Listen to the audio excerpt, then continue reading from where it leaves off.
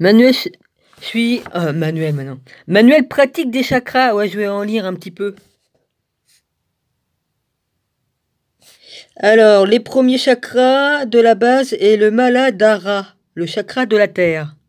Physiquement, le chakra de la base se situe à la base de la colonne vertébrale entre le sexe et l'anus.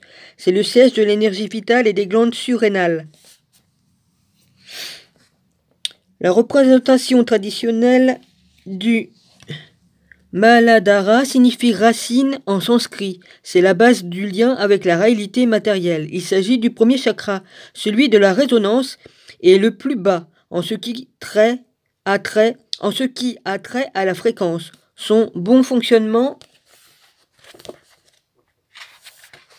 est essentiel et il est relié à la survie de notre être. Voici comment le chakra de la base est perçu pour différentes cultures, différents systèmes de croyances. Le système hindou dépeint le Muladhara comme une fleur de lotus à 4 pétales avec en son centre un carré. Au milieu du carré se trouve un triangle qui termine une colonne d'énergie, le Sushumna, et qui pointe vers le bas. L'orientation du triangle nous rappelle que ce chakra tire son énergie du sol. Au cœur du triangle, nous trouvons la déesse Kundalini qui, sous la forme d'un serpent, s'enroule autour du lingam Shiva, qui pointe vers le haut, sous le triangle. Un éléphant à 7 trompes nommé Airavata représente l'aspect matériel et solide du chakra. Nous pouvons aussi l'appeler à Ganesha, le dieu à tête d'éléphant et de la mythologie hindoue. D'autres déités sont reliées à ce chakra. Il s'agit de Brahma, enfant aux 5 visages, et de la déesse Dakini, qui manifeste l'énergie divine féminine Shakti. Elle est ici représentée avec la lance, l'épée, la coupe et le crâne sous les triangles. Nous pouvons apercevoir un pictogramme qui représente l'âme. Le son du chakra a un mantra très utile pour revitaliser le chakra de la base. L'ancrage et la survie. Ce premier chakra représente nos points d'ancrage avec la terre, avec la réalité matérielle. C'est le centre d'énergie qui s'intéresse à la survie au niveau le plus élémentaire qui soit. Rester en vie. En général, lorsque nous parlons de chakra et de spiritualité, nous pensons à des choses de l'esprit. Mais il ne faut jamais oublier que pour s'occuper des choses spirituelles, il faut d'abord posséder un corps qui nous permet de poursuivre ce genre de conversation. C'est le rôle du chakra de la base, cette racine qui nous relie à la terre et à l'univers physique et qui voit à préserver notre existence. Ce point d'ancrage est essentiel à une saine spiritualité. Comme nous l'avons vu au premier chapitre, la Terre est aussi composée d'atomes et, par conséquent, sa rotation autour du Soleil est similaire à celle de l'électron qui tourne autour du noyau central. Le lien entre le premier chakra et la Terre est très puissant. C'est ce qui nous permet d'exister et de survivre dans le monde matériel de façon cohérente à notre niveau d'évolution. Nous ne pouvons exister sans ce lien. Soyons réalistes. Sans notre corps, nous ne pouvons vivre sur ce plan. Ignorer cette réalité correspond à un suicide. Nous ne pouvons évoluer si nous passons outre nos besoins primaires par le fait, ils ne peuvent exister d'harmonie véritable si nous refusons ce lien avec la réalité matérielle. Le niveau de conscience du chakra de la base est celui de la survie. Il s'illustre par des reflets fondamentaux que nous éprouvons face au danger, par nos instincts et par la volonté de vivre en paix dans un niveau écologiquement stable. Il est essentiel d'équilibrer ce chakra en premier, car il constitue la pierre angulaire sur laquelle l'édifice de notre être, de notre conscience se construit. Si la base est instable, le reste de la construction s'écroulera un jour ou l'autre. Le principal problème auquel nous nous heurtons face au chakra de la terre se situe au niveau des croyances religieuses.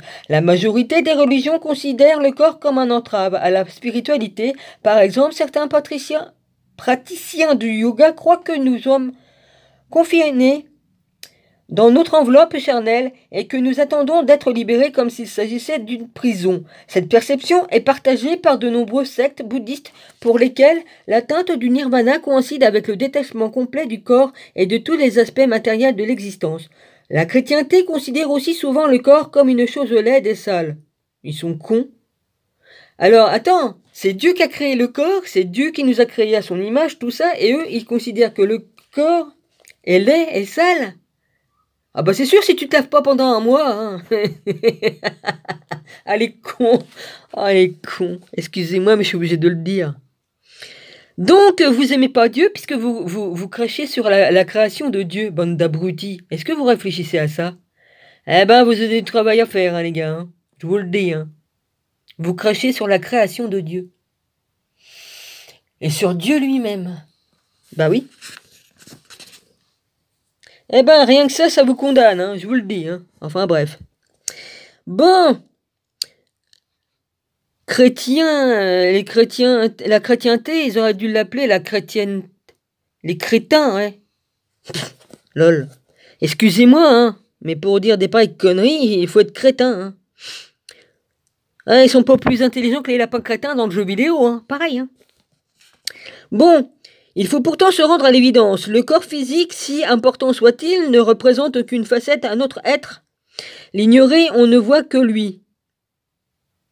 Enferme dans un piège qui nous empêche de nous servir adéquatement des ressources et des possibilités qui nous sont offertes lorsque nous sommes incarnés.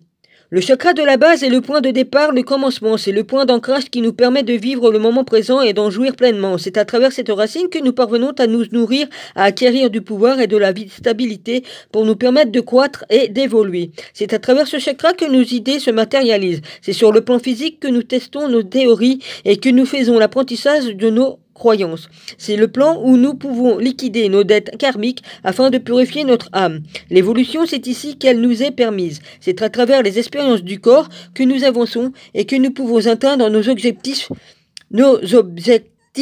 spirituels. Il arrive que nous favorisions trop souvent les poursuites intellectuelles au détriment des activités physiques en étant certains que la sagesse de l'esprit est supérieure à celle du... Je suppose que c'est corps qu'ils ont mis. Ouais, c'est ça, du corps. Ce type de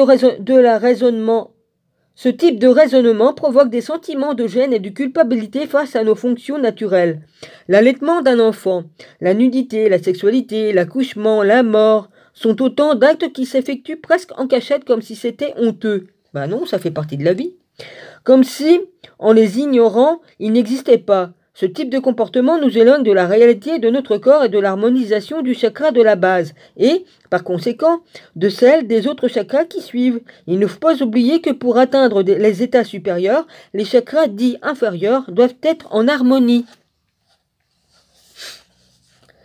Nous devons donc accepter les limites que nous impose notre corps physique. C'est la clé de la véritable prise de conscience. Lorsque nous sommes bien ancrés, nous nous rendons compte que l'importance du moment présent, car sur le plan physique, le passé et le futur n'existent pas vraiment. Le seul moment où nous pouvons réellement faire un geste, c'est dans le présent. Le moment présent, bah oui. Avant et après ne sont que des idées. Lorsque nous nous ancrons, que nous avons les pieds bien sur terre, nous gérons mieux notre stress, car le chakra de la base est un conduit par lequel le trop-plein d'énergie nerveuse, qu'elle soit d'origine physique, émotive ou psychique, peut s'échapper et retourner au sol. Chaque fois que nous effectuons un exercice de relaxation, nous canalisons nos stress vers la terre.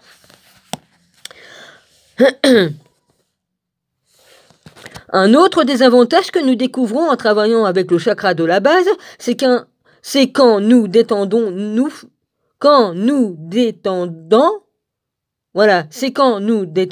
faisons faire la ronde infernale de nos pensées. Ce faisant, nous permettons à notre esprit de se clarifier. Nous arrêtons tout et c'est dans ce moment-là, et c'est dans ce moment de calme que l'idée surgit que nous sommes capables d'évaluer un problème ou une situation à l'aide de toutes nos ressources conscientes et inconscientes. C'est l'instant où nous pouvons agir et modifier notre destin. L'importance du point d'ancrage est vitale pour évoluer correctement. Le principal problème de nos jours, c'est que puisque nous accordons trop d'intérêt aux facultés intellectuelles et spirituelles, les chakras supérieurs sont le plus souvent trop ouverts, tandis que les chakras inférieurs ne fonctionnent pas à pleine capacité, ou seulement en cas d'urgence. Bien que le niveau de conscience du premier chakra soit la survie, il s'agit de la survie dans son sens le plus large, celle de notre corps, mais aussi celle de l'âme et de son évolution. Pour s'occuper adéquatement de notre spiritualité, il faut d'abord satisfaire nos besoins essentiels. Si nous ignorons ces règles, nous garderons notre esprit occupé à ce niveau de conscience et il deviendra pratiquement impossible d'évaluer spirituellement. Il faut d'évoluer spirituellement. Il faut se rendre compte que si notre esprit s'inquiète de savoir où nous vivons, si nous aurons assez à manger, et ainsi de suite, il y a de bonnes chances que notre développement spirituel en souffrira. Cet instinct de survie nous ramène au temps de la préhistoire où l'homme devait constamment se tenir aux aguets afin de se protéger contre tous les dangers. L'humanité a évolué depuis cette période. En fait, nous en sommes à nous occuper du 5e chakra et l'ère du Verseau devrait nous faire évoluer vers celui du 3e œil. Par contre, l'instant de préservation est toujours présent et nous devons en tenir compte. Satisfaire ses besoins primaires permet de passer à autre chose. Il faut aller plus loin que le simple survie et reconnaître notre propre valeur intrinsèque. Bon, bah voilà. Je ferai la suite d'autres chakras, hein. Bah, moi, pour le 3e œil, il s'est ouvert, hein. En tout cas, j'ai vu avec le 3e œil.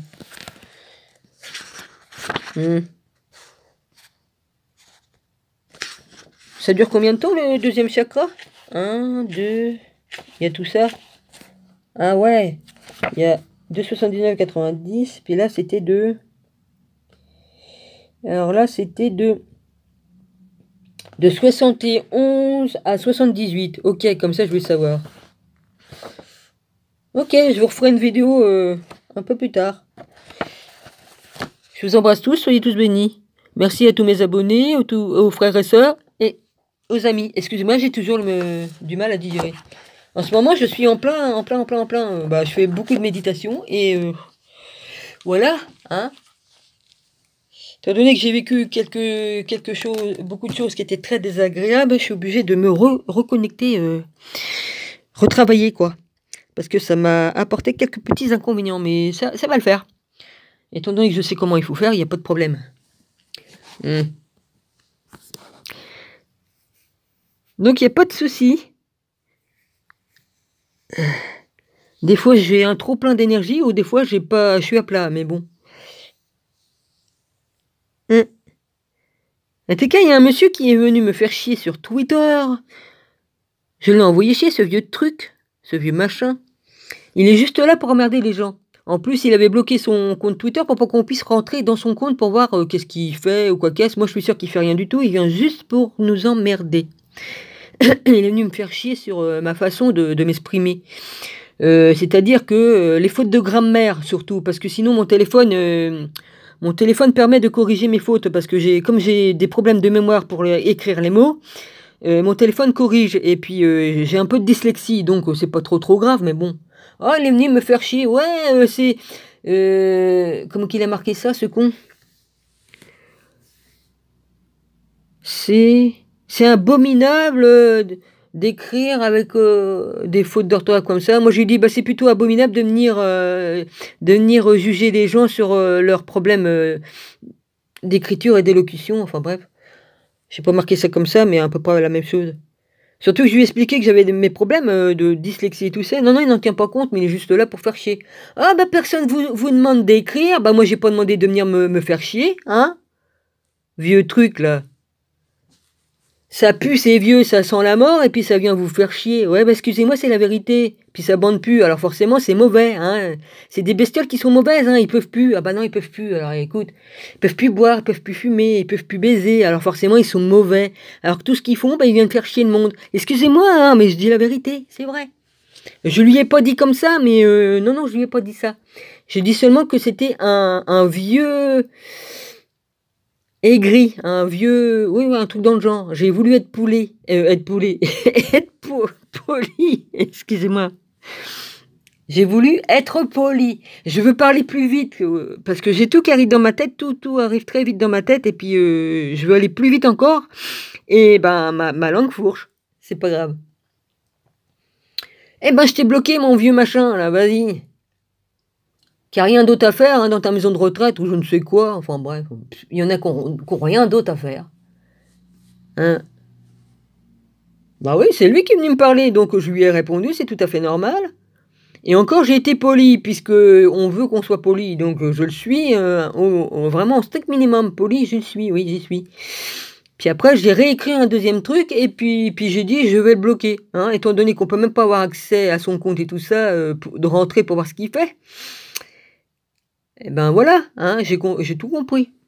Et je suis pas la seule qui vient emmerder, il vient emmerder toutes les femmes. Ça doit être non, il doit pas aimer les femmes, celui-là, encore un. Encore un qui aime pas les femmes. Pourtant, il est sorti du ventre de sa maman. S'il avait pas eu sa maman, il serait pas au monde, ce vieux machin, là. Hein? Ah oui, je lui ai dit, j'ai dit, bah oui, et puis alors, je lui ai dit, bah de toute façon, la troisième guerre mondiale va arriver, et puis la guerre civile aussi, j'ai dit, alors à quoi qu'elle va te servir, ta, tes, ton orthographe, là, hein? Ouais. Ça va lui servir, ouais, de savoir écrire, ouais. Mais il faudra qu'il prenne une brouette avec 10 kilos de billets de banque dedans pour aller chercher un pain, hein, comme on faisait en 40. Du con, vas-y. Ouais. Excusez-moi, hein. Faut que je me défoule. Ah, bah, il y a plus de cons. Remarquez, si tous les cons volaient, hein, il ferait nuit, hein, parce que le ciel, il serait tellement encombré, hein, il serait orbite autour de la Terre, tous ces cons. On verrait plus rien, hein, ni le soleil, ni la lune, ni quoi qu'est-ce, hein. Ouais, mon professeur, il disait, mon professeur de karaté, ouais. Il disait mieux que ça, et puis Lino Ventura, ou non, dans le film, là. Il disait bien, hein, avec Jean Gabin et tout ça. Ouais. Des grands acteurs. On n'en fait plus des comme ça. Bon, bah je vous embrasse, hein. Ouais, la pipelette va fermer sa bouche. Ouais, allez, ça va encore me coûter des pouces en bas. Ah, championne du monde. Moi, ça me fait rire. Moi, j'en fais un jeu, moi. Ah ouais, ça m'amuse tellement que j'en fais un jeu. Tu peux pas être plus rapide que moi, toi. Moi, pour mettre des pouces, je mets des pouces en l'air, mais je suis plus rapide que toi. Ah, bah je tire plus vite que toi, hein, ça c'est sûr, hein. Enfin, quand je parle au tiré, tu sais, comme les cow-boys, là, hop, t'es sur le truc, bah, bling, je suis plus rapide pour toi pour mettre les pouces. Ouais. Bah, j'étais gameuse, hein, alors dis, si j'ai pas les doigts souples, hein, puis j'ai fait du piano aussi, ouais. Alors, mes doigts, ils sont assez souples pour travailler. Même si je m'étais pété le pouce, c'est pas grave, ça, vas-y. Ça marche encore, ouais. Allez, ciao, j'arrête mes conneries de raconter des conneries, moi, vas-y.